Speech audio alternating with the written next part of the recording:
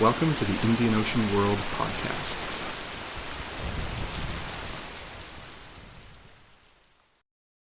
Hello, welcome to a new episode of the Indian Ocean World podcast. I'm Archishman Chaudhuri, a postdoctoral researcher at the Indian Ocean World Center, McGill University. After a hiatus of more than a month, we are back with another exciting podcast. So far, our podcasts have presented to you wonderful research on East Africa, the Middle East, South Asia, island Southeast Asia, the Philippines, and China. Today, for the first time, we are taking you on a trip to Japan. And joining us on this trip is Professor Jakobina Arch, an associate professor at the Whitman College, Washington. Professor Arch initially studied biological sciences and Renaissance studies, earning a master's in biology from the Dalhousie University in 2000. She followed this up with another master's in East Asian Studies in 2008 from Harvard University, where she went on to finish her doctorate in history and East Asian languages, which was awarded in 2014. Her research interests include marine environmental history, early modern and modern Japanese history, and history of science and animals, especially whales. Professor Arch has widely published her research on Japan's whaling industry. Her latest book is Bringing Whales Ashore, Oceans and the Environment of Early Modern Japan. It was published from Seattle by the University of Washington Press in 2018. Today, Professor Arch will discuss with us her research on how designs of Japanese coastal ships built during the Tokugawa period revealed specific environmental needs and how oral narratives of castaway Japanese sailors who survived shipwrecks reflect on the interaction between early modern Japan's oceanic and terrestrial environments and the religious world of sailors. Without much further ado, Professor Arch, welcome to our podcast. Thank you.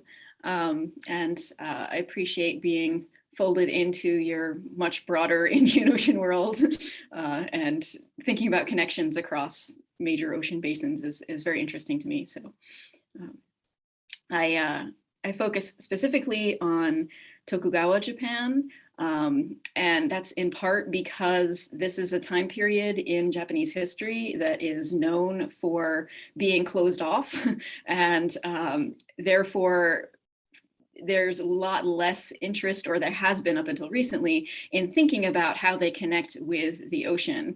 And what I found in my initial research looking at whales and whaling, and now in my current research, which is looking at coastal shipping, that there's a lot that we miss if we don't think about how Japan, even in this period when Japanese people are not supposed to be traveling internationally, and they're restricted to staying within their own country by their government, they're still really connected to the oceans. And so I think that's particularly interesting, and it tells us a lot about bigger systems like climate and currents and things that we don't necessarily have control over when we set up national boundaries or restrictions on people's travel. So my first project I got interested in because I initially was a biologist studying whale behavior, and I decided that I was more interested in the history of how people looked at biology than I was in doing it myself.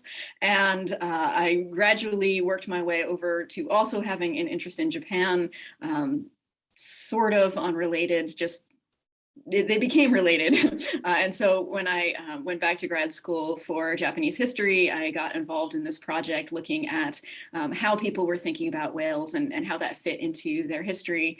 And the more I was working on that project, the more I realized that I was actually looking at human-ocean relationship. Like, whales were a representative of the marine space, but in fact, there was a lot going on with people kind of not just on shore, but also interacting with what's going on, at least in coastal waters. And when you look at whales, they swim throughout the entire Pacific Ocean, or actually all oceans. And so even if you think about people only moving a little bit offshore, they're connected into a much bigger set of movements. And so that got me thinking about other ways that we could look at this. And so in my current project, I'm thinking about coastal sailing. So one of the things that happened in the Tokugawa period is that the shogunate decided to have specific control over international trade. And so that included not letting Japanese people go offshore, but it also included only letting foreign ships come into regulated ports.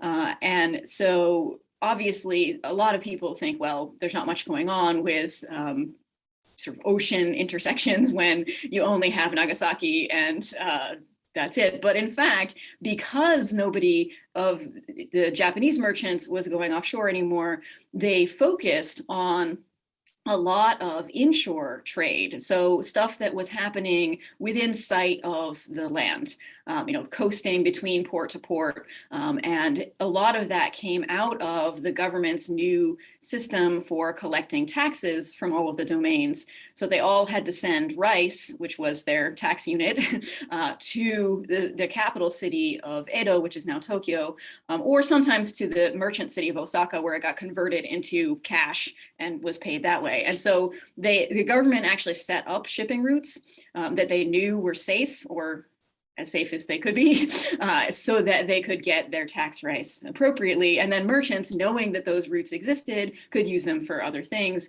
And there was just an explosion of shipping traffic over the course of this period. So starting in around the mid-17th century, mid-1600s, and going through the end of the period in 1868, there's just increasing numbers, thousands and thousands of these ships that were built specifically for this coastal trade. They're a new type of construction, and they are meant to interact with the specific space of the waters of the Pacific on one side and the Japan Sea on the other, which are actually very dangerous. They're very stormy. They're not particularly sheltered. And there's not a lot of really good harbors along the Japanese coast. And so I got into this initially thinking about shipwrecks and the dangers of being in these coastal waters. And then kind of expanded out to realize that just lots of different questions involved with the sailors and attitudes towards the ocean and where they go and how they build their ships and what resources they have and how that intersects with ports and land-based stuff that they're creating to ship and all these other kinds of things. So that's the sort of general process of how I got into this project. And I'm still very much in the middle of it. So I'm sure that more questions are going to come up as I continue doing the research. But I think it goes well with your focus on thinking about risk and climate, because that was one of the big questions of like, how do you end up in these shipwrecks and what happens and how do people deal with them? So. Thank you, Professor Arch, for that wonderful introduction. As I had been reading some of your research the past week, I was intrigued by a few points which you make, specifically about how the ships meant for coastal shipping were designed in order to easily navigate the Sea of Japan, and how this was also connected to contemporary observations of these ships. I mean, for instance, you point out in your research that Western accounts of Japan or contemporary Western accounts of Tokugawa Japan sort of speak disparagingly about these ships, how they're sort of not fitted for oceanic voyages and so on. But what I found really interesting is that even Meiji observers spoke sort of disparagingly about these ships. And I really thought this is a very interesting dichotomy. Could you please explain what sort of was the reason why Meiji observers also found these ships sort of not worthwhile to be spoken of? Yeah, so to fill in a little bit on the Western observers' sort of dismay looking at these ships, part of this is because Japan was known as a closed country from the West, right? And so they're looking for reasons why people aren't traveling overseas, right? So they're looking, when they get there, they see these coastal ships and they think, oh, well, they're not suited for going across the Pacific or going long distances out at sea because of particular characteristics. They're very shallow ships. So therefore they don't have a really deep keel that's going to make them stable in open ocean. They have an open transom in the back. So if you have big waves coming from the back, then they can just wash down inside the ship, which seems like a really bad idea to people who are used to going across thousands of miles of ocean. And their decks aren't watertight, so they can actually pick up the planks and load the ship without needing a wharf or other kinds of infrastructure. So that's really convenient in places like Japan, where there's a lot of coastline where it's just shallow, sandy coastline that they can just run the flat bottom ship up there. It sits on the bottom upright, it's fine, and you unload it. But people who are used to these 35-foot deep ocean-going ships, they're like, what's wrong with you? Maybe the government told them they had to build dangerous ships like this, and that's why they are restricted from going offshore. But of course, if you look into it more closely, they're not doing it because they're bad at being offshore. They're doing it because these are adaptations which are helpful for being in coastal waters and going in and out of all these shallow ports. The open back is because you actually can pivot the rudder up.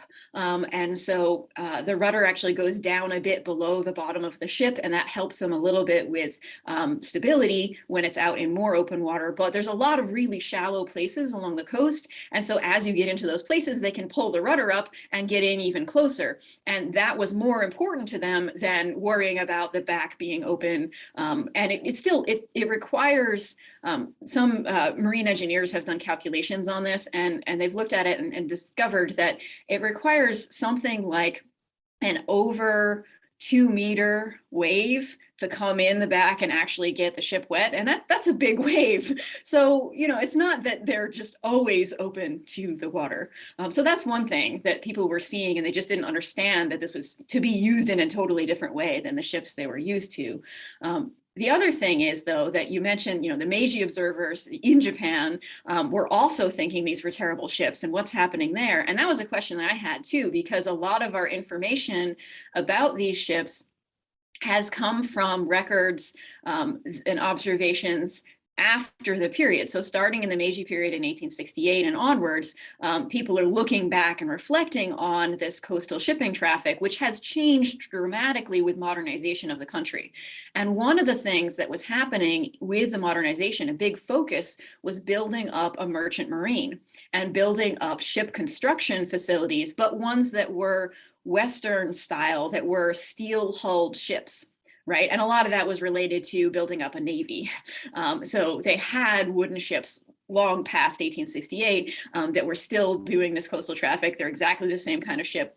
But now they're looked at from the perspective of people who went to the Naval College, who went abroad and looked at the construction of ships in other countries.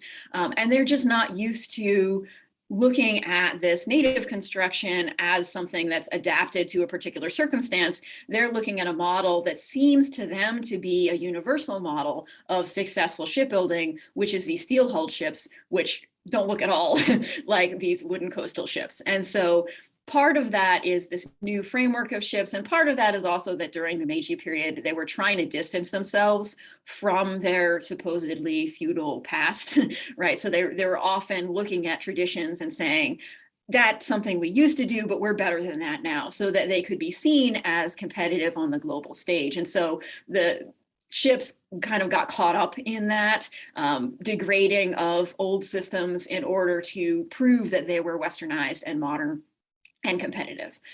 And that makes it hard to actually think about what were they like and what did people think of them during the time, unless we can find records that actually mention that. And unlike with other areas of shipping, like looking at European ships or American ones that have captain's logs and diaries from some of the sailors and things like that, there wasn't a tradition of keeping written records on board these ships. So there's very few, there's I think I found one merchant record that was like a diary he kept while he was on a ship.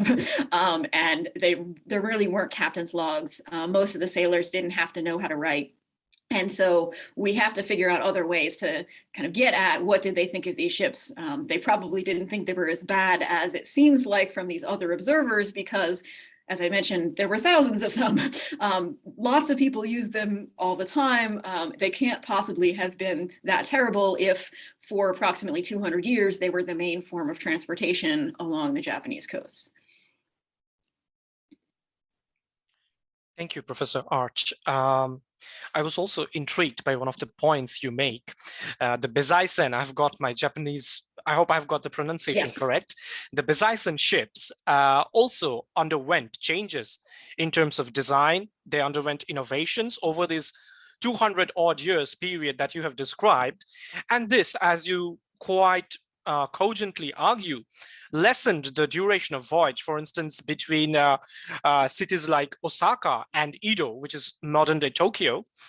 But at the same time, you also point out that the less number of days that these ships took to travel were also determined by the poor quality of the harbors where they could sort of anchor or hope for a safe anchor. And in this regard, you point out that it was often caused by the river mouths, which was so silt heavy that the ships would not be able to get in, and they would often depend on flat-bottomed boats that would carry merchandise from these ships to the riverside warehouses. I mean, I was just wondering, the silt-heavy river mouths, they could be caused either by a drought, which sort of dries up the water and the channel dies, or it could also be caused by heavy rainfall. So the river carries a lot of silt, and that sort of is deposited at the mouth, which again obstructs the movement of these ships. Do you also feel that corresponding to these innovations, or corresponding to the less number of days that the bezaisen would take to travel between cities in Japan, did they also refer to, in some ways, to indirect impact of climatic anomalies like droughts or heavy rainfall? Have you ever wondered about that? Yeah, I think it's hard to say whether they were able to kind of pinpoint it to a specific flood, either season or ongoing pattern of, decades of flooding versus drought. But definitely there is a lot of flooding in Japan. River floods are an ongoing problem because it's a very steep country. And with the monsoon pattern of heavy rain in the summertime, that usually just comes right down the mountainsides. And so that's one of the reasons why the rivers are so silt heavy, is that there are fairly strong flood waters that come through seasonally.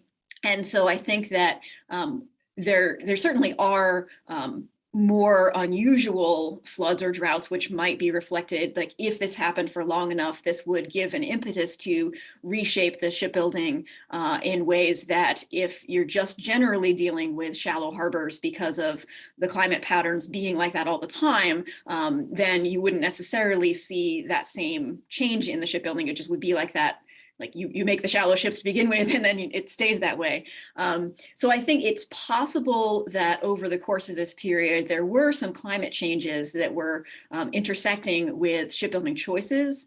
And that is something that I think I will look into to see if there's any useful evidence for that. But I think also you can explain a lot of it from just this being a flood-prone kind of country.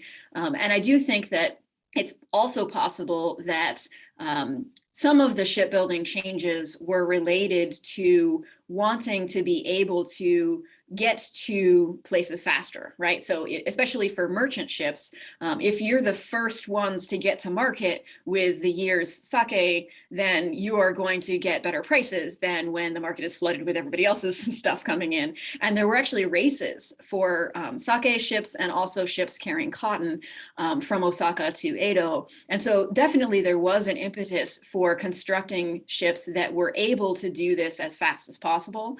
And some of that meant not not stopping at every little harbor along the way. And so if you didn't have to stop at every little harbor, you might decide to do a slightly bigger ship that can't get into those shallow harbors, and that is a little sturdier for offshore. So some of that may also have been part of it and not related to the silting. But I think one of the things that looking into ship construction gets you is it really points out these different kinds of questions that are useful to ask, right? That we're not going to have records that say, the shipbuilder sat down today and looked at factors 1, 2, and 3, and then decided that he was going to make these changes, right? That especially since the shipbuilders actually didn't leave written records, they drew their lines on a piece of wood, and then they would often sand that down to do the next one.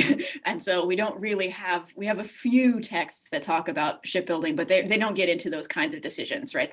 The specific, like, how do I adapt to silting of harbors is just seen in the construction rather than them telling us. And so it brings up a lot of questions like this of maybe they do reflect these kinds of climate shifts, or maybe they reflect considerations about ongoing climate that we should think about, and that we don't have other records of. This is before people were keeping thermometer-based records of weather. And so can they tell us something about that? I think maybe, but maybe not. It's hard to tell at the stage of what I've seen, but it's definitely something that I'm interested in looking at. Thank you, Professor Arch. I'm just wondering if you could tell us a bit more about the possible broader ramifications of the bezaisen and the development of coastal shipping in Japan. As I understood from your research, the bezaisen were also prone to running into bad weather, often leading to serious shipwrecks. And as you have pointed out, this whole network of coastal shipping was connected to the system of taxation involving rice and sake.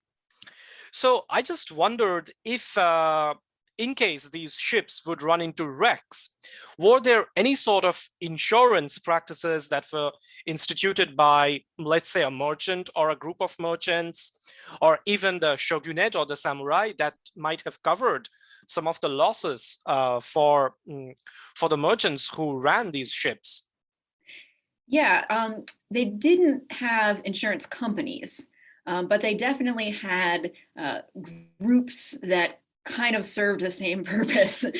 So there were these wholesaler groups called tonya, which essentially helped merchants to spread the risk out, right? That they helped coordinate where goods were going to be shipped, so they didn't all have to rely on a merchant owning one ship, putting everything in that one ship, and then losing that one ship in a bad storm. And so by running through wholesalers, they could sort of contract out and spread out the risk across multiple different ships owned by different people. And they could also have a legal pressure from these groups if some of the cargo got lost to make the owners of the ship or the captain pay for that loss if it seemed to be their fault. So there are lawsuits that talk about who's to blame for a wreck and who owes whom for making up for that. And so that's not exactly an insurance payout, but it kind of serves the same purpose. And often within these, they do make a strong statement about whether or not it was essentially a natural disaster, right? So if this was beyond human control, then it's not the fault of the people on the ship. So if it's a bad enough storm that nobody could have survived it, then okay, you're fine.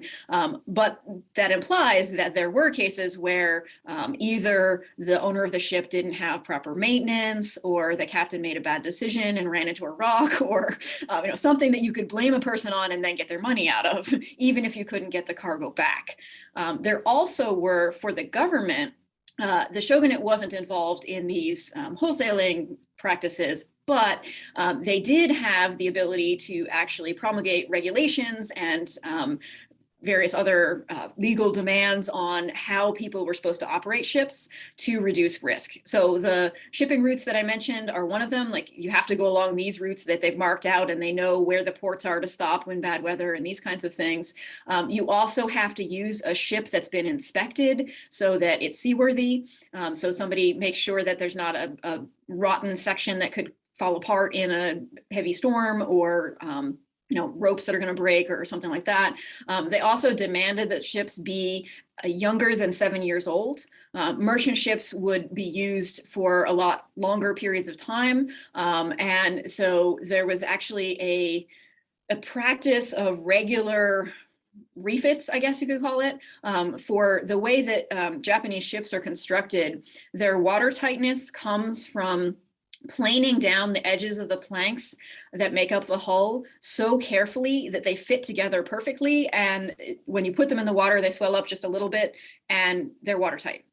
This is actually, frankly, amazing to me because most ships, make seams and you put a bunch of caulking or other things in there, and that's how you make them watertight. The Japanese carpenters were really, really skilled, and they would carefully plane down the edges of the planks. They actually had a saw that would go between both of them that would make the edges fit perfectly together. And over time, that perfect fit wears down. And so they would have a practice of essentially redoing all the edges of the planks, and that would happen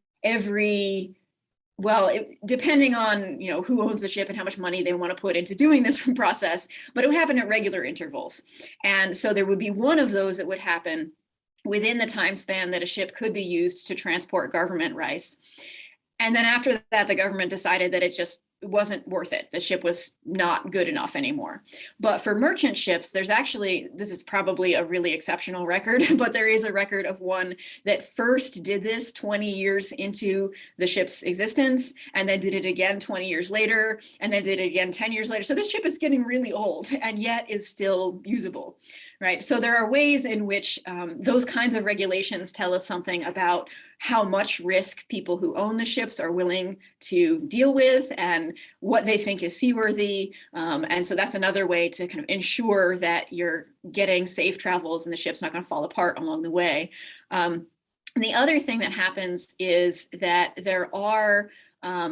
there's an expectation that for the tax rice, at least, and I think this probably spills over for the large wholesaler groups who have some influence to demand a similar kind of thing.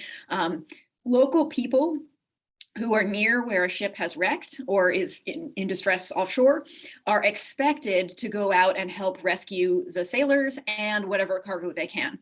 And that they will be expecting a repayment for that, right? So the local villagers know that if this is tax rice, the government officials are going to come in and they're going to repay them for their time lost on their regular work. They're going to repay them for the food that they had to give to the sailors who were staying over in their village. And so there are ways in which it's not a Coast Guard, it's not like an official organization to help rescue people, but it's kind of an amateur Coast Guard in that the sailors would know that if they could be rescued, there was some kind of impetus to do that, right? So that the risk was definitely there, and they might lose all the cargo, but they probably would at least be saved themselves. And so there's a bunch of different factors like that altogether that make this safe enough for people to do a lot of shipping, even when they also know that there are a lot of bad storms and there are relatively frequent shipwrecks.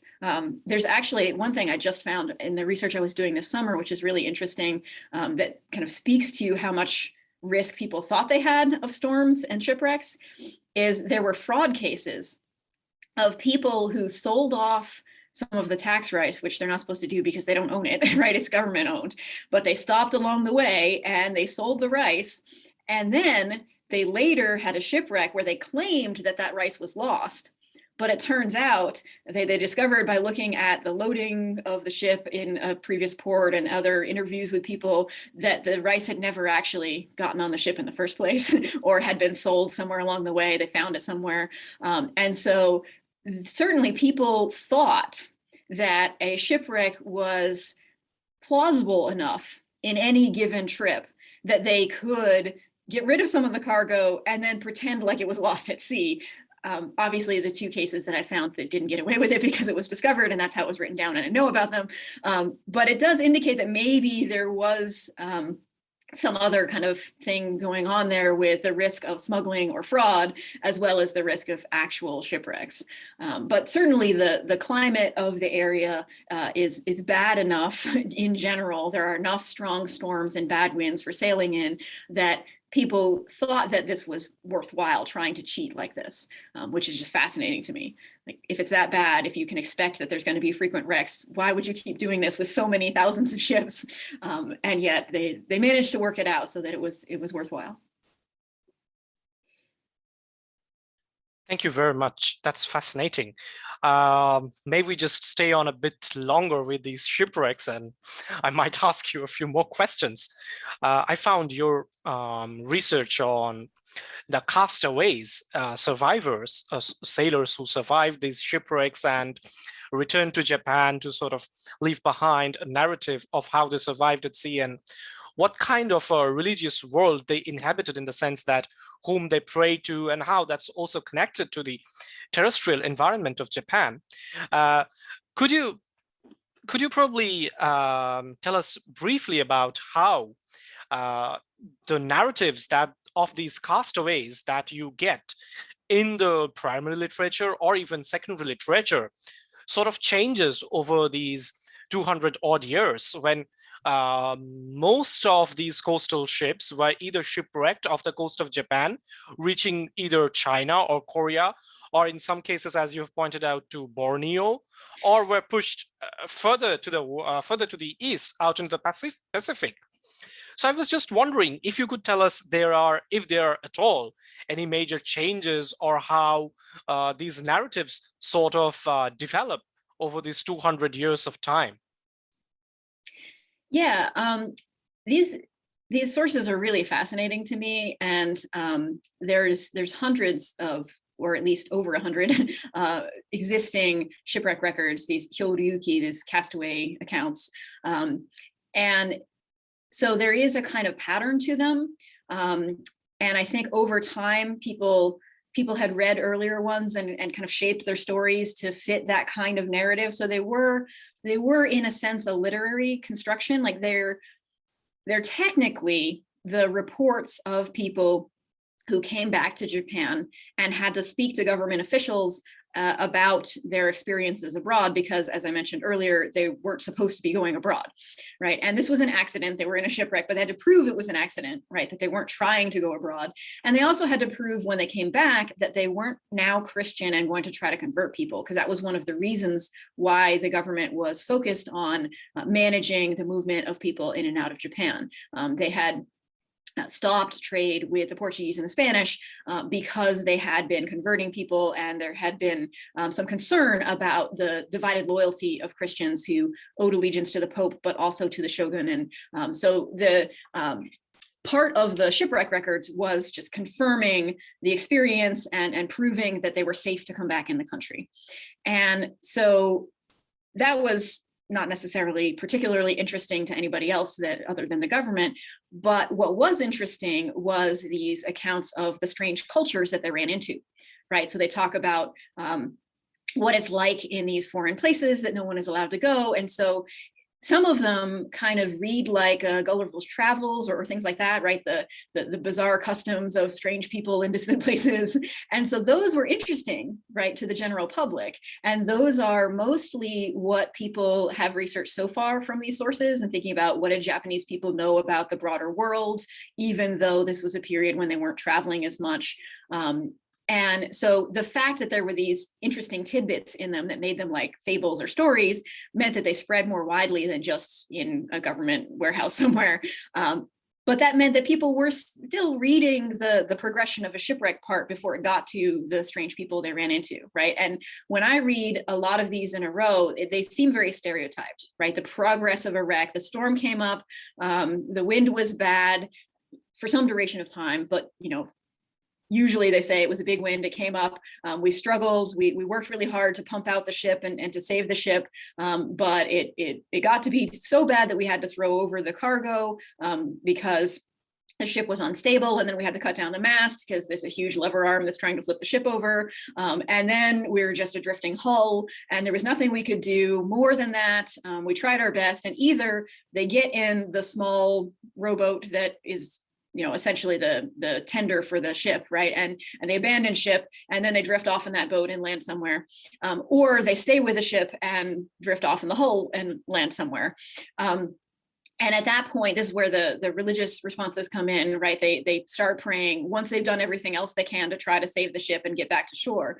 And so that's essentially like they give up, right? They pray to a whole bunch of different sorts of beings. So some of them are Buddhist prayers, and some of them are more what we would consider Shinto prayers, or ones that are influenced by Chinese understandings. The Chinese goddess Mazu is one of the people she used to be a person. She became deified, and the Japanese think of her as a deity. There's a dragon god under the sea that kind of fits in with broader East Asian conceptions of divine spirits and creatures that live around the area. So lots of different places, depending on the person, that they might think, hey, maybe you can save us. But it's usually at the point where they realize they can't save themselves. And then it gets into, where do they land and what do they tell about? And so that progress of a shipwreck does kind of prove to the government that this wasn't your fault. Right? That this was clearly a natural disaster. It was beyond human capabilities to survive. It was beyond divine capabilities to save the ship, but at least whoever did survive maybe was protected by these prayers or otherwise was able to get back because of this. And so over time, you start getting accounts that I think not necessarily on purpose reflect this pattern, but get used to using this pattern, right? And so we have to be a little bit careful about the details of what actually happens in the shipwrecks, because these are accounts that are probably influenced by earlier versions of this kind of storytelling. They're also usually accounts that are an oral report from the survivor to a scribe who's writing it down for them. There might be some interpretation depending on who's writing it down. And also, it's usually a couple of years later when they get back, if not more. And so they're remembering this, but they're not probably remembering the wind came up directly from the south-southwest for this many hours. I mean, some of those details are in these accounts, but I don't necessarily think that they're as trustworthy as they sound with those details, because it's been a long time since the actual shipwreck by the time this gets written down.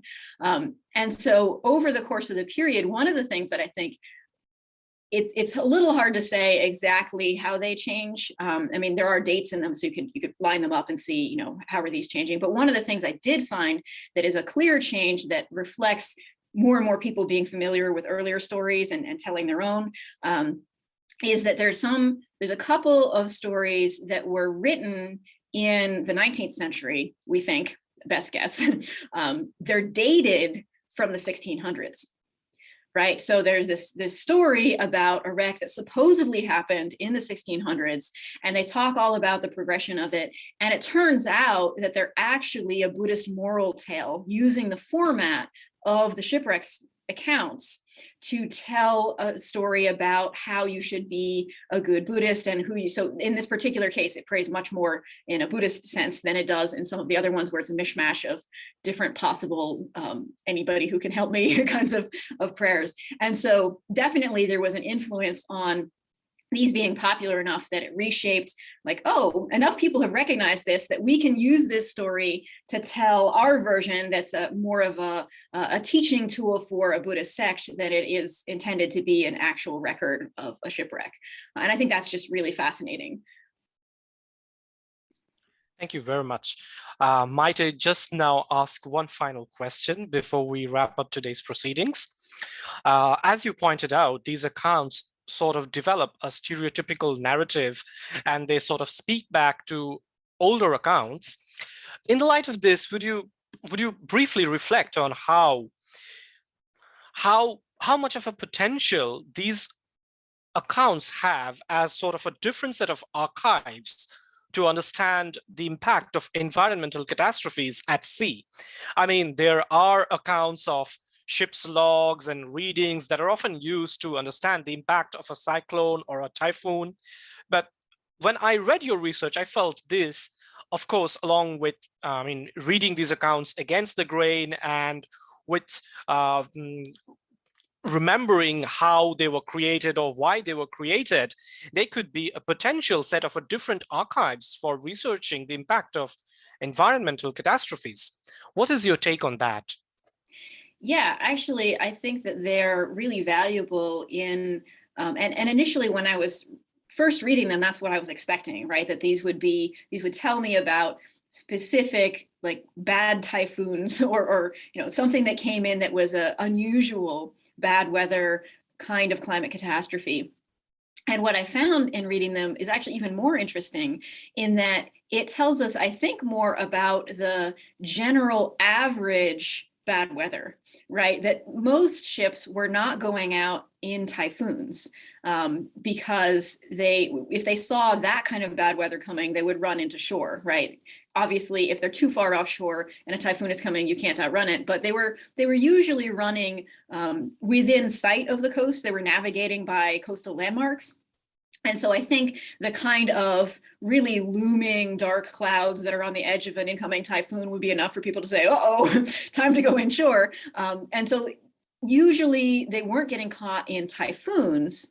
They were getting caught in storms that were, not at that level of hurricane or typhoon, but still pretty bad. And so they actually are a really good record of less notable climate disasters, right? The kinds of things that are more regular and therefore aren't necessarily going to be somebody on shore saying, wow, there was this amazing windstorm that came in and flooded everything that you could then parse back into being a typhoon, but instead are actually telling a lot more about regular patterns of climate over time.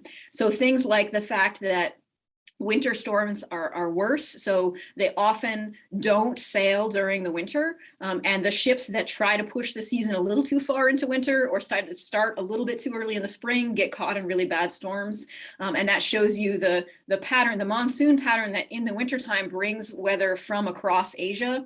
So there's sort of regular pattern of fronts coming through, and you can expect about a week between these really strong west winds that are storms or just really strong west winds. From the purposes of being on a ship, it's a storm, right? And so they would know, like, oh, you've got to wait, 5 to 7 days when this sort of thing starts coming, and they get used to those climate patterns of these fronts that come through from Siberia.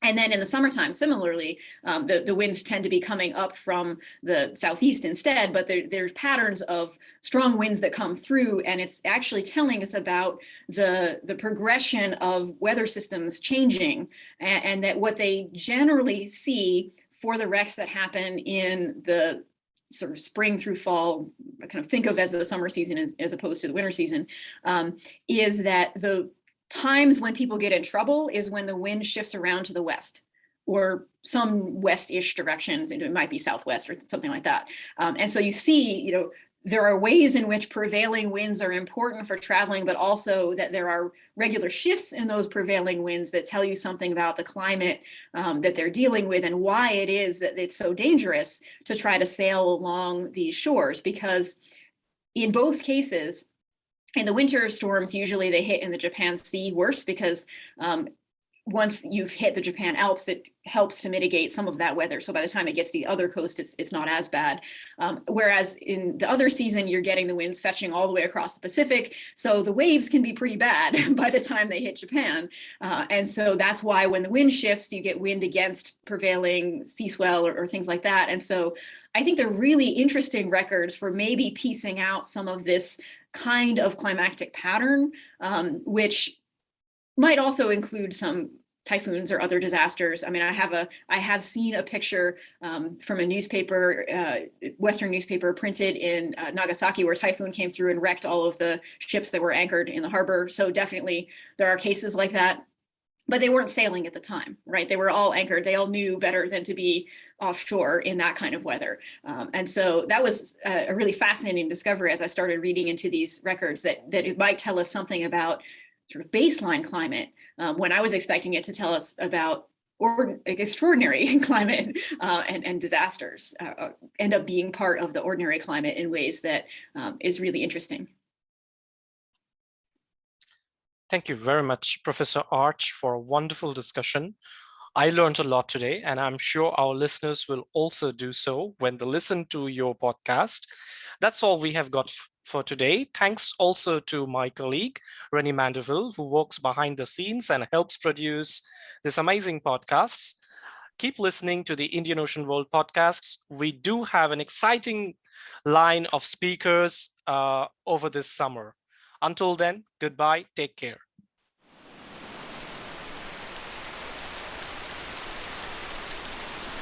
The Indian Ocean World podcast would like to acknowledge the generous support of the Social Sciences and Humanities Research Council of Canada. This podcast series is part of the SSHRC-funded partnership project Appraising Risk, Past and Present, interrogating historical data to enhance understanding of environmental crises in the Indian Ocean world.